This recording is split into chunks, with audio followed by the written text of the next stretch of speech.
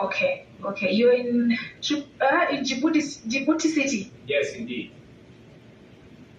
Okay, okay. The presenter will speak to you now. Okay.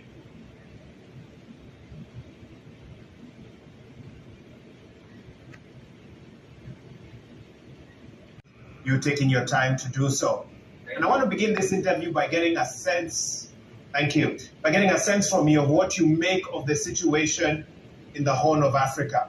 Growing tensions between your neighbors there, Somalia and Ethiopia, of course with Somaliland and Egypt now as part of the discussion there. How concerned are you about these recent developments and the escalation in the region? Thank you for having me. Let me start by saying that the Horn of Africa for the past 3 decades have been in turmoil, and we have been dealing with the internal crisis in Somalia. And then in 2013, South Sudan also fell in troubles and unstable situation for many years. Now we have to deal with the Sudanese all-open war. And you have also to add to that the tension between Ethiopia and Somalia. So you see, the Horn of Africa has always been passing through difficult times, and Djibouti, as the chair of IGAD, deployed all kinds of efforts to decrease this tension, try to reach a ceasefire in the Sudan, and see how the rising tension between Somalia and Ethiopia could be handled properly. You are right in saying that challenges are numerous, but I think that we don't have the luxury of not acting and not deploying the good offices we are able to deploy, and also trying to come up with the bold and very constructive leadership to at least try to find compromises that we need. But so far in our region, those compromises are missing. I mean, some media outlets and analysts have stated that unless there are serious interventions, because of the growing tensions between Somalia and Ethiopia, the Horn of Africa could be on the brink of a war. Do you agree with that perspective? I think that we have been trying. I think we did not stand still from the very beginning. I think Kenya and Djibouti deployed enough efforts, and then Turkey came in. But still, Djibouti is on board to try, to decrease the tension. We have proposed alternative to both countries so that this MOU with the Somaliland could not be that problem that will trigger a major crisis. Yes, we were following, all the tension. We are also concerned about the escalation of rhetorics and statements that are not helpful. But at the same time, I think we have, the leverage in IGAD to at least contain this crisis, and we are working on it. Are you worried that the regional insecurity, if left unchecked, could spill over to Djibouti? We are all already affected by what has been done. So far by the terrorist group Al-Shabaab in our region. Right now, we are faced with the attacks from Al-Houthi group in the Gulf of Aden and the Strait of Bab al-Mandeb. I think, although Djibouti is a stable country, quite safe, but we cannot say that tensions in the neighboring countries do not affect us. So it's really, as I said, a major source of concern if that crisis happen to take the escalation direction, and that's something that we are not really hoping, and we are working to curb that trend and to find a way so that that tension stop there and do not escalate. What would be your message to the governments of Ethiopia and Somalia, even as you've observed the developments of the last couple of days? We are really calling both governments and countries to de-escalate first in the narratives and the rhetorics. And we are ready, and Djibouti is ready to resume its mediation with the help of Kenya and other countries in the region.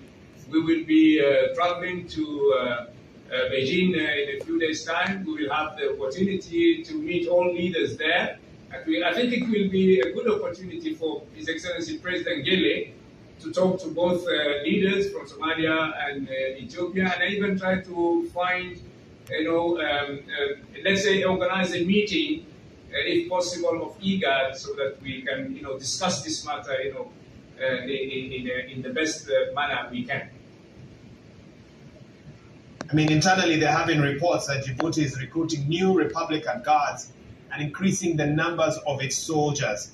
Is this because of the tension in the region? No, that's not true. We haven't recruited any new, soldiers. We have a very good relationship with both neighboring countries. I think the tension is not between Ethiopia and Djibouti or Djibouti and Somalia. So I think that's not true. This piece of information is a fake news, I think. All right. Well, something else that Djibouti is known for having opened doors to refugees in the region is we've seen numerous reports of migrant drownings in Djibouti. As over 100,000 Africans, majority from Somalia, Ethiopia, pass through Djibouti trying to access the Gulf.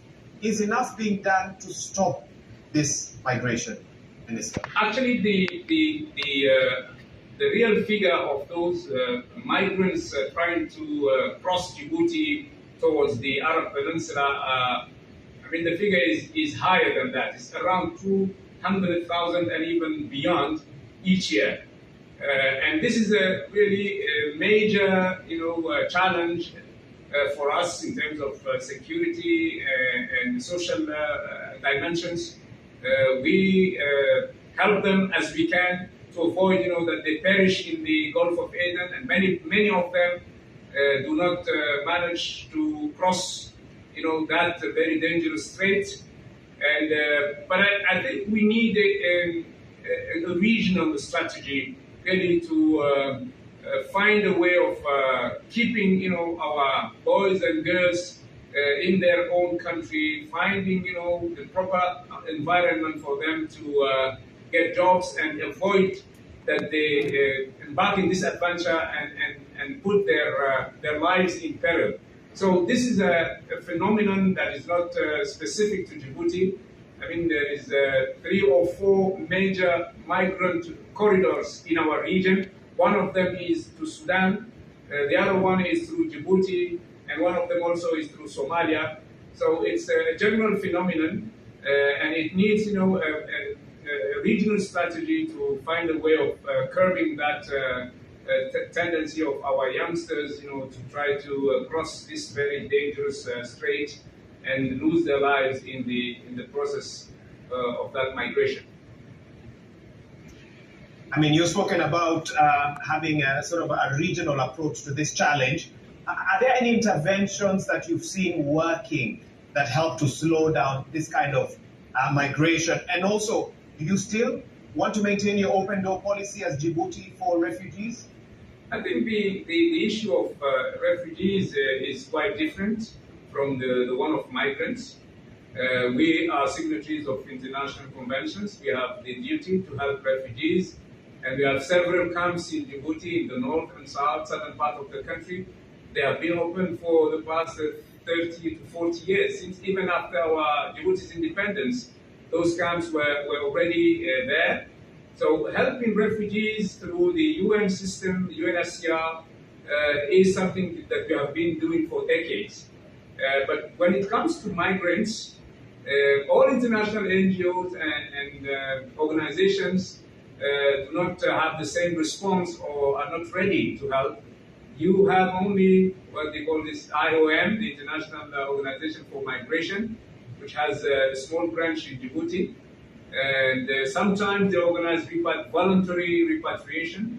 But it is very difficult to stop this wave of migrants. But the main concern for us is their lives, because they lose their lives down the roads of migration. Most of them never make it to the to cross the Red Sea and to the other side of the Red Sea. And I think that when I'm talking about the regional strategy, I think all countries, the supplier country, I mean the countries of origin, if you can call it that, and the countries of destination with the countries of transit like Djibouti, we need to have a common strategy, and that strategy should be a human being focused strategy, not only closing the border and saying, okay, you cannot cross, but this is something that we cannot stop. I think you have seen it in the Mediterranean. The Europeans has much more capacity and means than we have on the continent, and they failed to stop that. So it has to be, you know, a concerted effort. It has to be on the basis of common strategy, and then we need also to deal with the root cause of migration. I think it's not I mean, fair to just say, okay, stay at home and don't come.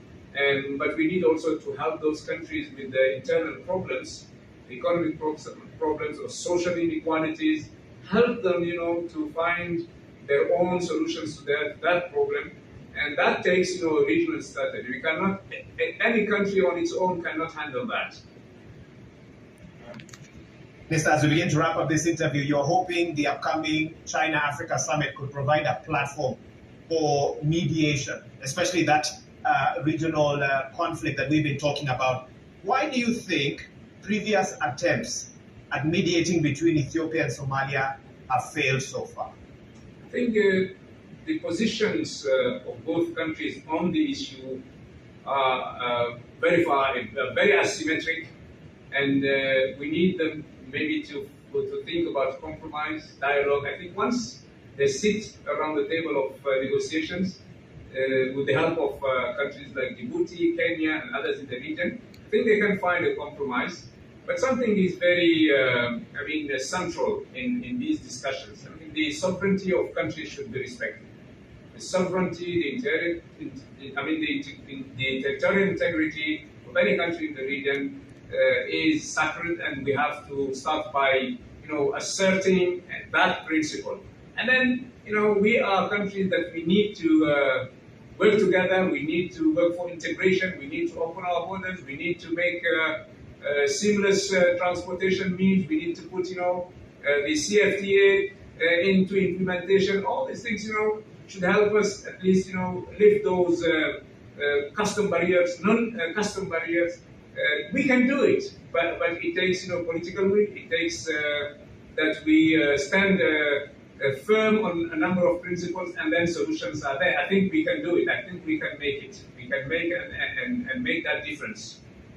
So when you say the territorial integrity of a nation should be respected, are you referring to Somalia, who have stated that their territorial integrity is not being respected by this MOU between Somaliland and Ethiopia? Somalia said that, and I think that it's important that Somalia is listened to, and their plea and message heard by each and everyone. Otherwise, I think we are also on the verge of even proposing to Ethiopia an alternative to that route that they want to the sea. And we have already discussed that matter with Ethiopia. The alternative is here. We are providing something that will be very interesting for Ethiopia. So I think we can do it. I said Djibouti's role is to find a way to de-escalation. I mean, it's our role as chair of IGAD, and I think we are close to that goal. I'm curious, what are you proposing to Ethiopia? I know they use your port, they use Djibouti. Yes. At the moment. Are you offering to sweeten the deal for them? Yes, we are offering 100% management for Port in the North, a new corridor that is already built. So the access to the sea for Ethiopia will not be a problem. It will be the port of Tajura. It's 100 kilometers from the Ethiopian border. We have already proposed. Just President Gele did that just to help, you know, Somalia and Ethiopia really find a way for dialogue and stop that escalation. So we think that the proposal is a genuine one. It is on the table, and we hope that we will reach a compromise soon. ECO and the response we have, at least through other friends, it's a positive response from Ethiopia. And finally, we know you as foreign minister, but we have also heard that you have ambitions at the African Union. Yes. What would your advice be to the African Union at this time with this growing tension in the Horn of Africa, the migrants issue as well that you've spoken of? What role would you like to see the AU play at this time? I think the AU is a central organization that has the responsibility of handling all these issues. If it comes to security, migration, the well-being of all African youth and African peoples. I think if I manage to take on the post, I would like to really insist on priority issues like these ones. I mean, Silencing the Guns is a flagship program of the African Union. Everybody knows it. And the heart of our action is an action that is centered on peoples and youth. I think this is a message that everyone is conveying, but I will work on those priorities genuinely and by proposing very authentic and innovative solutions, and that's, my ambition. Esther, thank you so much for your time. Thank you for speaking with the BBC Spookers. You're most welcome, sir. Thank you very much. Thank you to you.